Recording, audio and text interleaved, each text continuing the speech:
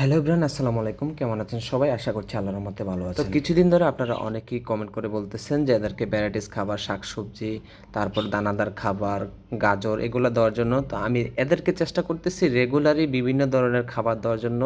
এক খাবার দিচ্ছি না, খাবারগুলো চেঞ্জ করে করে দেওয়ার চেষ্টা করতেছি। তো আজকে আমি এদেরকে নতুন খাবার দেওয়ার চেষ্টা করব। এই খাবারটা আমি এদেরকে আগে কখনো দেইনি। আমি এদের জন্য গম নিয়ে আসছি, আর এদেরকে আগে কখনো গম খেতে দেইনি।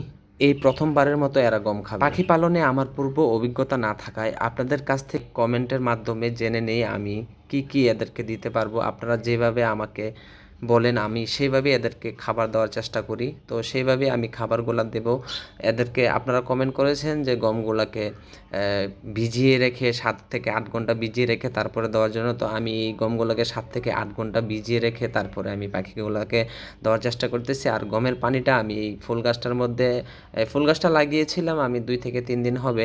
এই দেখতেছেন 2টা ফুল তরতাজা ছিল, এগুলো শুকিয়ে গেছে। আর যেটা কলি ছিল এই কলিটা এখন ফুলে রূপান্তর হয়েছে। তো আমি চেষ্টা করতেছি এদেরকে সবসময় ভালো ভালো খাবার দেওয়ার জন্য বা ভ্যারাইটিস খাবার দেওয়ার জন্য, যাতে এদের রুচিটা ঠিক থাকে।